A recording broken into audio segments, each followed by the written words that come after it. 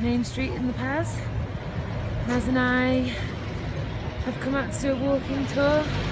Gonna go for some breakfast first, so I'll give you an idea of what the street's like. Just your average La Paz street. What time is it though? It is 9:30. At 9:30 in the morning. We've ended up coming to, they have this witches market in La Paz, La Paz, Bolivia, and it's unreal some of the things that they believe. They're actually really superstitious. So as soon as you walk in, you can see like all of these fetuses of like these, it was like llamas, wasn't it? Dead llamas, yeah. Dead llamas and things like that. So when we sat down, they started telling us what it was for. So basically they've got a god like Mother Earth, which they know as Pachamama. So when they're ever building a construction like a house, the majority of Bolivians will come to this market and they'll buy one of the fetuses along with some alcohol, which is like 97% proof, and some candy, because Pachamama likes these. Chocolate. She likes chocolate, she likes sweet things. So they basically give these as an offering. They have like a little bit of like a ritual, and then they can build the house and they know that the construction workers are going to be fine. So that's cool. But then they started to say that, you know, if you were doing a big construction, like a really big building, then that's not going to be enough. Like a baby fetus of a llama isn't enough. So what would you use? So somebody obviously said a human, and that's actually true. So they say that it's an urban legend, but apparently the offering has to be somebody that's alive and nobody is going to be looking for them, or nobody will want them, or, you know, they're kind of estranged from their family. So what they'll do is they'll go around looking for somebody like this, and when they found something that says that, you know, I've not seen my family or my friends for a long time, they'll give them some of this 97% proof alcohol, and when they pass out, they'll take this person to where the huge construction is, where they'll have like the candles and the alcohol and the candy waiting, and they'll cover them over with cement. So like, obviously it sounds like it's a bit far-fetched, but when she was telling us, she was like, it is an urban legend, but they find these bodies underneath the constructions. So they warned us that when we go out late at night, don't be accepting alcohol. Don't get too drunk and don't accept alcohol, especially if you're blonde colour hair, because apparently Pachamama likes blondies. They're worth double the amount of like, yeah, choquitos is how I know them. It's chiquitas, no, something, but chiquitas is like a nice way to look at it.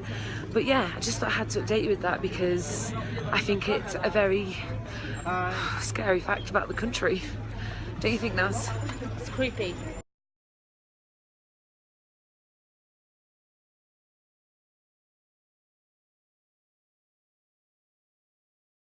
The next thing we were told is about the cholitas that you can see there. Like, they're actually everywhere in the city, and they're always wearing like traditional dresses. It's like you're walking around in the Victorian ages. So the reason because of it is that Bolivia was colonized by the Spanish quite a few years ago, and obviously the ladies then used to come over and they'd wear these really big dresses with the big skirts, and the cholitas thought, wow, I love that kind of dress, so they copied off it. So they're not exactly how they would have been back in the olden times, but they did the job for them. The funny thing is though, is the reason that they wear the really big hats is because when a lot of British people came over many years ago, because we were helping them build the railways in the city, Charlie Chaplin was really famous at the time, so he obviously wore that kind of bowler hat. So a lot of the Bolivian guys wanted to wear the same. So they brought over a load of hats for them to buy, but they obviously made them smaller because Bolivians, you know, a little bit shorter than us. What they didn't remember is that Bolivians actually have big heads. They said that themselves, they call themselves potato heads. So it didn't fit any of the guys. So instead they took a Cholita into a room and they said, try this hat on, and she liked it, talked to her friends, and then it took off with them as well. So now all of the Cholitas wear these kind of Charlie Chaplin hats on their head to go with their lovely Victorian outfits. Just come off our walking tour and trying to get back, and there is like a huge protest going on. We shit ourselves at first, like loads of gunshots. There's like all of these Cholitas and like, I don't know, people from the countryside, I guess, just all camped out. They were walking. Jeez Louise! Dirty pigeons. And lots of them. They love them. Really impressive flying dress.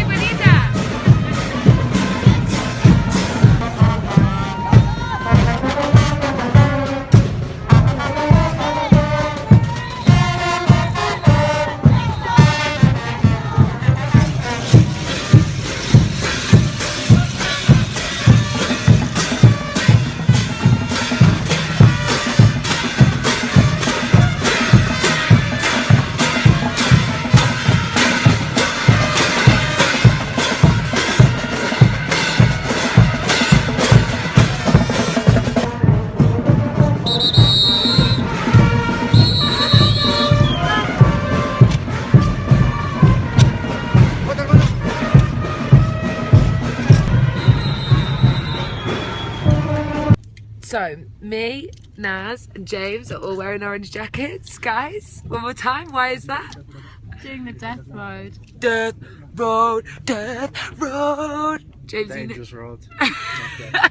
Dangerous. it is the death road. Today we are going to cheat death. Unsafe. Unsafe road. Death. Very We are. safe.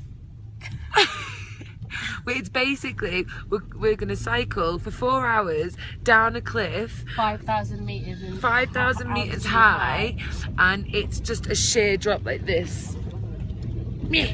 So, and we're paying for it. Yeah. But we're not gonna die. Too young to die. My mum would. I think if I died, my mum would be really upset with me as well, because she'd be My like, mum would be she'd so like, who am I gonna do fucking Galapagos angry. with now?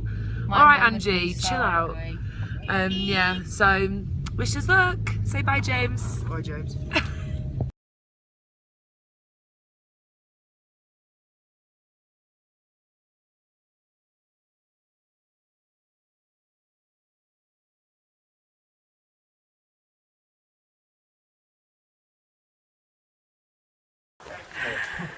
So we do the fucking death road. Naz ends up with a chin that she's going to have to get stitches on, and she's lost half of the lobe of her ear, which I didn't want to tell her before because she was in shock. But there's a massive chunk of skin out of her ear. I was like, oh Naz, it's just like a little bit of a scratch. No, it's a big chunk. I've got dust in my eyes. I know, fucking you're right, hell. honestly. And then, to be fair, I did all of the death road, and then I even did, you can have 2 options, where you either go down the road or you go down a 1-path track. And I did it, and it was really, really hard. It was like 90-degree angle bends, And it was really like, high. it was really high, and I'm scared of heights, obviously. Then I got to the bottom, and we had to give them 50 fucking poo. So you getting camera, I'm not here on my own. I just didn't want to take away from the sprained ankle. So and if you can do that with the massive thing on your chin.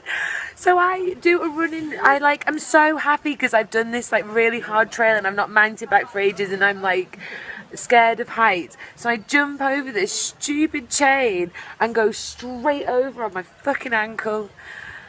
And now, I turned out okay. Everything Yeah. just went okay for me. yeah, you were okay, but now, can you see how swollen it is? Where is it? What's the food like? Oh, I don't know if you can see it, but it's bloody well swollen anyway. You don't want to see my gash. No, I think you should show them, but you You shouldn't reckon? look. I won't you look. shouldn't look. Alright, is it upside down right now? Doesn't matter. So. Right, do it. Oh my god! I hope that was on there. But anyway, We still did it. we're not We dead. survived. We're not dead. It's the death road, but We're just debilitated, injured. not dead. Well done.